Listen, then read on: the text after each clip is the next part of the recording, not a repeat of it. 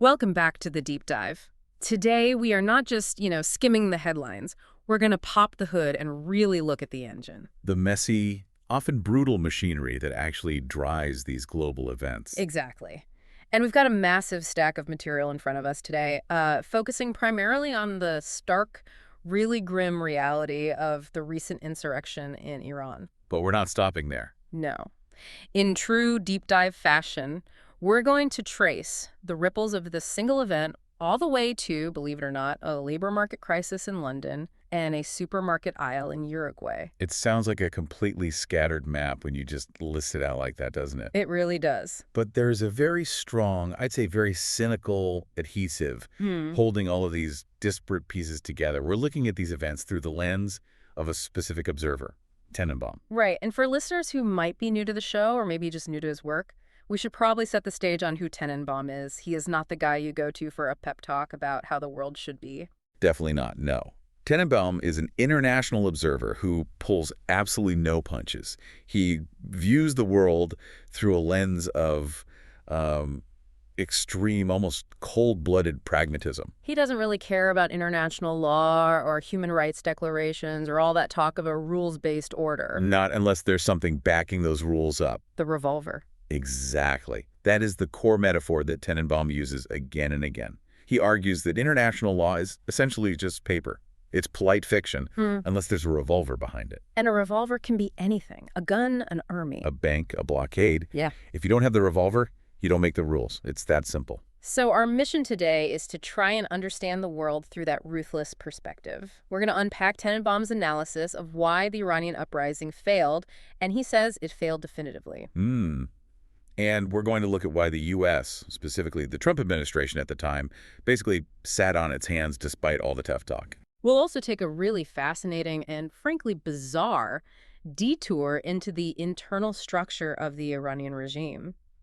Tenenbaum describes it as this constitution of clerics. A system where, religious visions can just overrule written law, yet somehow selling a human kidney is a regulated, bureaucratic process. That part just blew my mind. We will definitely get into that. And then we pivot. We'll look at the broader global impacts. This huge shift in labor markets because of AI, immigration crackdowns, and that surprising economic snapshot from South America. It's a lot to cover. But the through line is power. The cynical, pragmatic mechanics of power that Tenenbaum outlines so clearly. So let's start with the hard truth. The Iranian insurrection. For a few weeks there, if you were watching Western news, it really felt like a tipping point. It did. It felt like maybe, just maybe, the regime was finally wobbling.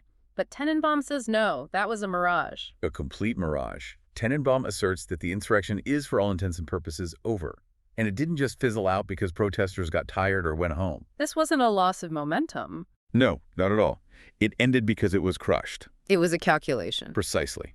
Tenenbaum argues that the Iranian regime did exactly what the Chinese government did in Tiananmen Square back in 1989. They looked at the unrest, they did the math, and they realized that if they applied maximum lethal force... If they killed enough people. Exactly. If you kill enough people, eventually the survival instinct kicks in for everyone else, and they go back inside. We aren't just talking about riot control here, are we? This isn't tear gas and rubber bullets. No, we are talking about live fire into crowds. The numbers Tenenbaum cites are just horrifying. The conservative estimates, the sort of low end that everyone can agree on, are around 2,000 dead. 2,000, that's already a huge number. It is. But he points out that other credible sources, internal chatter, suggest the real number could be as high as 15,000, maybe even 20,000 people. That is just a staggering loss of life. That's the population of a small American town wiped out in a few weeks.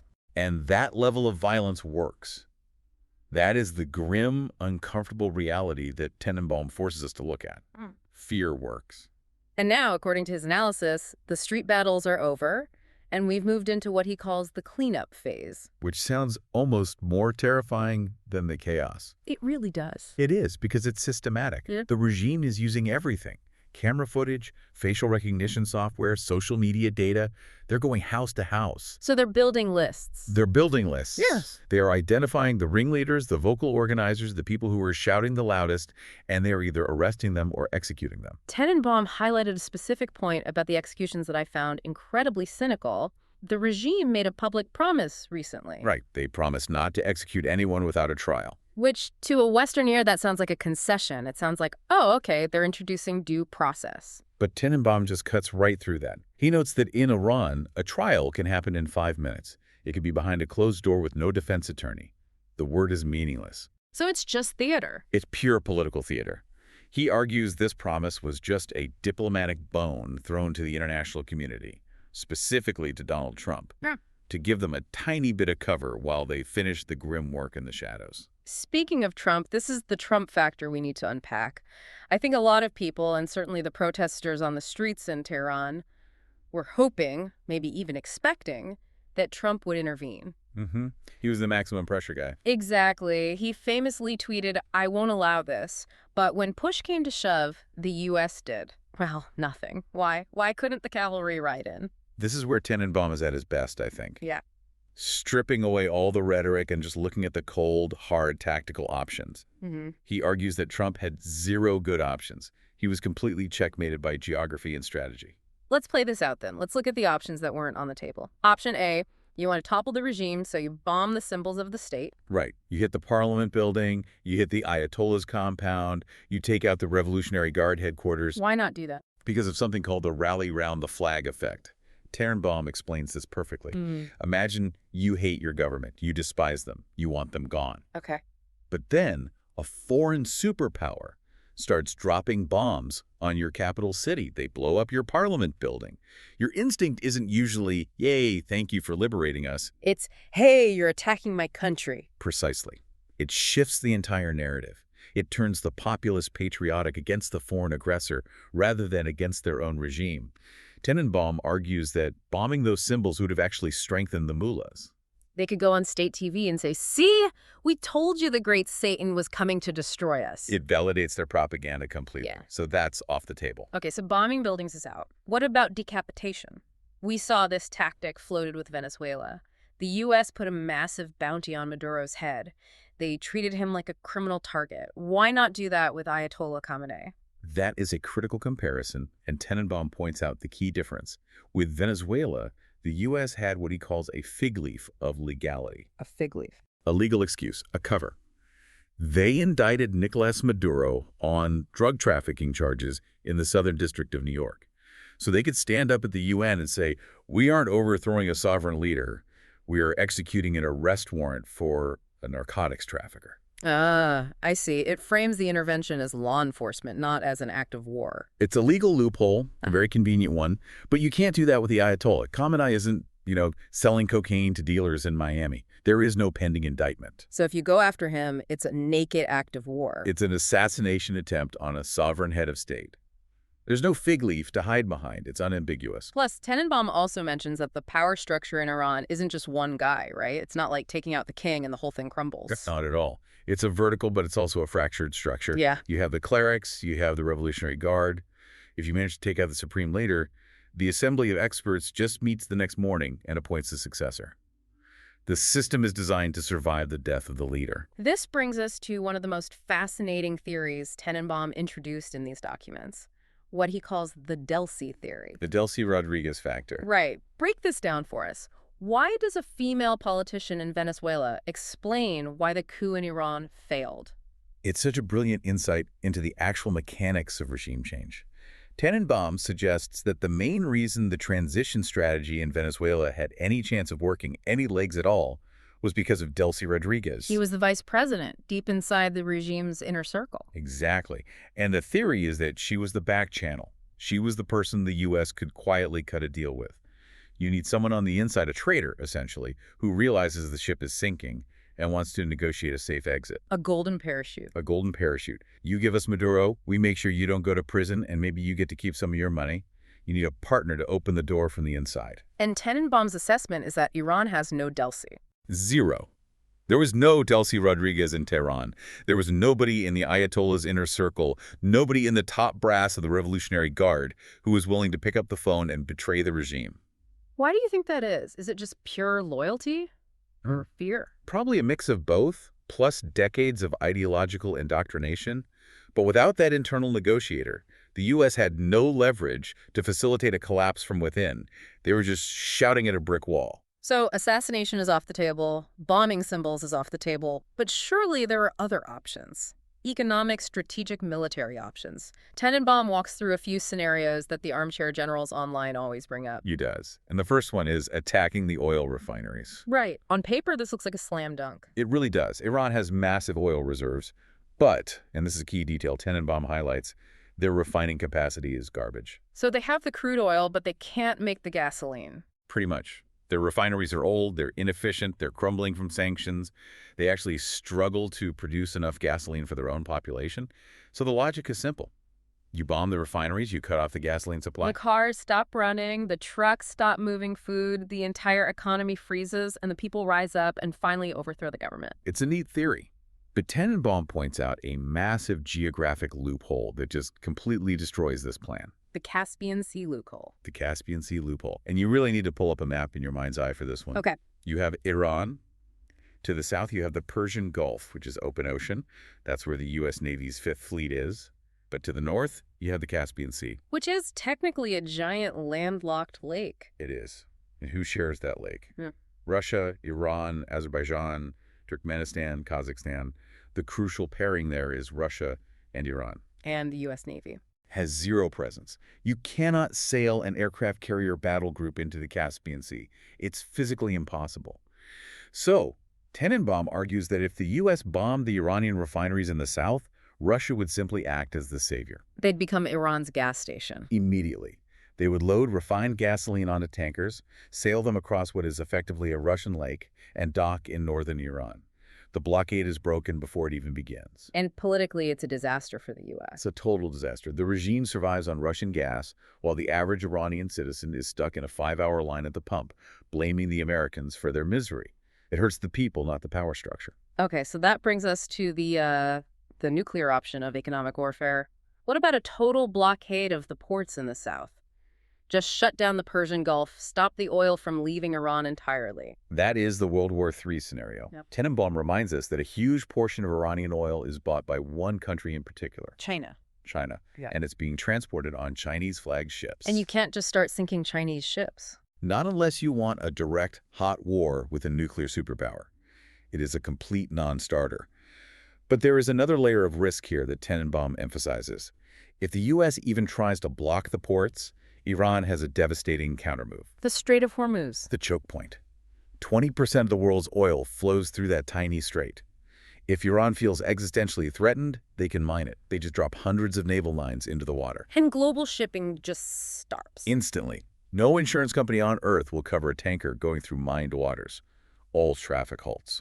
Tenenbaum predicts that if that happens, the price of oil jumps from, say, $50 a barrel to $150 or even $200 a barrel overnight. And we are in an election year in the U.S., the midterms. That is the key. That's the political linchpin. Tenenbaum argues that Trump, facing the midterms, simply could not afford that kind of economic shock. Because high oil prices mean high gas prices for American voters. Which causes massive inflation across the entire economy. It would have been political suicide. It's amazing how interconnected this all is. A single mine in the water off the coast of Iran translates directly to a lost election in Ohio. That is the pragmatic web that Tenenbaum weaves. The U.S. was completely paralyzed. Every military or economic lever they could pull would have either risked starting World War III or guaranteed losing the election at home. There was one more option mentioned, a darker one. The Lebanonization of Iran. Yeah, the darkest timeline. Yeah. Tenenbaum notes that Iran isn't a homogenous country. You have the Persians, sure, but you also have significant minorities. You have Kurds in the northwest, Baluchis near the Pakistan border, Arabs in the southwest. So the strategy would be to arm these ethnic groups, start a civil war. Turn them into insurgents, yeah. Fund a rebellion. But Tenenbaum warns that this never leads to a stable democracy. It leads to the country fracturing into a failed state, like Libya or Lebanon. You get a vacuum of chaos run by warlords that can last for decades. So, looking at the whole board, the U.S. realized every single move was a losing one, and so they effectively did nothing. They stepped back and let the revolver of the Iranian regime do its work internally. Which brings us to the nature of that regime. I want to spend some time on this because Tenenbaum's description of the Iranian government is Well, it's bizarre. He calls it a constitutional paradox. It really is unique in the world. Tenenbaum describes Iran as a catatonic state that's held together only by fear. But structurally, it's this strange mix of modern bureaucracy and what he calls theological insanity. They have all the trappings of a modern state, right? They have a parliament, the Majlis, they hold elections. They do. They don't call themselves a kingdom or an emirate. They claim to be an Islamic republic. But Tenenbaum explains that the elections are a complete sham because the clerics act as a filter. They decide who is even allowed to appear on the ballot. So you can vote, but you can only vote for the candidates the mullahs have already pre-approved? Exactly. It's an illusion of choice. Yeah. And hovering above all of this bureaucratic machinery is what Tenenbaum calls the living constitution. The clerics themselves. Right. In a normal country like the US or France or Germany, the Constitution is a written document. It's static. It's there on paper. In Iran, the Constitution is a group of old clerics who can arbitrarily overrule any law passed by the elected parliament if they feel it contradicts their interpretation of Islamic law. And this is where Tenenbaum delivered that line that really stuck with me. He said the leadership is speaking to imaginary friends. It's a very sharp, very caustic critique. He's highlighting the impossibility of rational diplomatic negotiation. I mean, how do you negotiate a nuclear treaty, which requires logic and cause and effect, with the leader who believes they're receiving direct, divine instructions from a vision? If their policy decisions are based on these imaginary beings, as Tenenbaum puts it, you aren't even speaking the same language. You're operating in two different realities. Exactly. The normal rules of deterrence don't work the same way when the other guy thinks he has angels on his side. And yet, in the middle of all this rigid theological structure, Tenenbaum drops this incredibly specific, weird fact that just stops you in your tracks. The organ selling anomaly. Iran is the only country in the world where it is legal to sell your kidney. And it's not just legal, it's regulated by the state. Tenenbaum explains the whole process. You have to go to a judge. Wait, you go to court to sell your own body part? Yes. You stand before a judge, you say, Your Honor, I want to sell my kidney. The judge then gives you a mandatory cooling off period to think about it. And if you still want to proceed, it's a state-sanctioned transaction. That is just such a jarring contradiction. You can be executed without a trial for protesting. Laws are based on religious visions, but there is a bureaucratic, judge-approved open market for human organs. It highlights what Tenenbaum sees as the regime's grim pragmatism. It isn't just crazy. It's functionally adapting to its own poverty and isolation in these very strange, almost surreal ways. Now, looking forward, and Tenenbaum is pretty pessimistic about regime change ever coming from the people. He mentions that unlike, say, Venezuela or Argentina, Iran has no democratic memory. This is a crucial concept he brings up. In Venezuela, people, especially older people, remember what democracy was like. They remember fair elections from a few decades ago. In Argentina, after the military dictatorship fell, there was a democratic tradition to return to. But Iran? Iran has never really had that in its modern history. The Shah was a dictator too. A secular one, but still a dictator. Tenenbaum reminds us that the Shah had his own brutal secret police, the Savak. He was an autocrat. Then the revolution happened, and they just swapped one type of dictator for another. So there's no golden age of freedom to look back to and try to recreate. Exactly. And because of that, Tenenbaum dismisses the idea that the Shah's son could just return from exile in America and lead the country. He says he's completely tainted by his father's legacy. It's the Dracula versus Frankenstein problem. Which monster do you want to be ruled by? And historically, these exile leaders rarely work out. Tenenbaum references Ahmed Chalbi in Iraq. The U.S. flew him in after the invasion, thinking he'd be embraced as a George Washington figure, and he had zero popular support. You can't just import a leader into a country that doesn't know them. So if an internal revolution failed and U.S. intervention failed, is there any solution at all? Tenenbaum says yes, but the road to Tehran goes through Beijing. This is the China card. Tenenbaum argues that China is the only global power with real, tangible leverage over Iran. Because they buy the oil. They're the paymasters. They keep the regime afloat financially.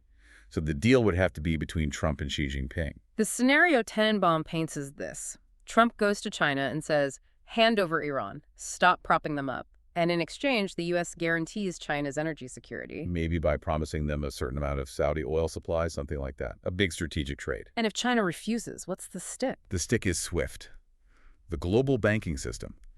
Tenenbaum notes that the U.S. could threaten to kick major Chinese banks out of the SWIFT network if they continue processing payments for Iranian oil. That's the nuclear option of finance, isn't it? It is. It would force China to try and conduct global trade using Bitcoin or some other clunky workaround, which would be a logistical nightmare for their economy. Tenenbaum thinks this specific pressure point SWIFT access versus energy security is the only mechanism that could actually force a change in Tehran. But given the current tensions between the U.S. and China, A grand bargain like that seems pretty distant. it's a geopolitical chess game where Iran is just a pawn between two kings. Precisely. I want to shift gears now. We've been talking about very high-stakes geopolitics, missiles, oil, borders, but Tenenbaum brought up something else in his commentary that I found genuinely startling. It's about the global labor market, and it's happening to all of us right now. Yes, the AI shift. This is something that affects everyone listening, regardless of where you live or what you do. It's a different kind of power struggle. Tenenbaum shared a statistic about the top 10 most in-demand jobs that honestly made me do a double take. It's a stunning piece of data. He compared job market data from 2024 to 2026. So in 2024, just 2 years ago, 7 out of the top 10 most in-demand jobs were what he calls sitting jobs. Let's define sitting job. White-collar work. Marketing managers, HR directors, administrative coordinators, data analysts. Jobs you do behind a laptop screen, probably sitting in an office chair. Okay. And now, in 2026. The first sitting job appears on the list at rank number 26. 26? That's a total collapse. It is a complete inversion of the labor market. Tenenbaum argues that AI has eaten white-collar work much, much faster than anyone predicted. The demand has shifted almost entirely to standing jobs. Things like physiotherapists, specialized construction trades, elder care. Things that require physical manipulation of the real world. AI can write a brilliant marketing strategy in 4 seconds. It can draft a legal brief. But it cannot yet fix a torn rotator cuff. It cannot wire a new house. This just flies in the face of everything we were told for decades. The entire narrative was, go to college, get a degree, sit at a desk, and you'll be safe from automation. And now, Tenenbaum notes, we are seeing rising unemployment among the educated classes in major cities like London. The people with the advanced degrees are the ones who are suddenly out of work, while the people with the tools are in high demand. He mentions this could lead to a new kind of political instability. Absolutely. When you have a large class of educated, articulate, but unemployed people, people who were promised a certain standard of living that is now vanishing, that is historically a recipe for serious social unrest. It's a different kind of insurrection than what we saw in Iran, but it's a powerful destabilizing force nonetheless. It's fascinating how Tenenbaum weaves that in. It's not just about missiles and borders. It's about what humans are actually needed for in this new economy. It connects back to that core theme of cold pragmatism. The market doesn't care about your degree or your feelings. It cares about utility. And if AI now provides the utility of a writer or an analyst more efficiently, the human writer is gone. Chilling, but probably true. Now, let's bring it back to the Western Hemisphere for our final segment. Tenenbaum is reporting from Uruguay, of all places, and he had some very sharp observations about U.S. foreign policy regarding immigration that I haven't seen covered elsewhere. This connects back to the Trump factor again. There was a recent incident in Minnesota involving an ICE agent. The details are a bit murky, but it sparked major protests. Trump's response has been very hardline. He's threatening to send in the military. But there's a quieter policy happening behind the scenes, too. Right, and this is what Tenenbaum uncovered. A policy that hasn't made as many headlines.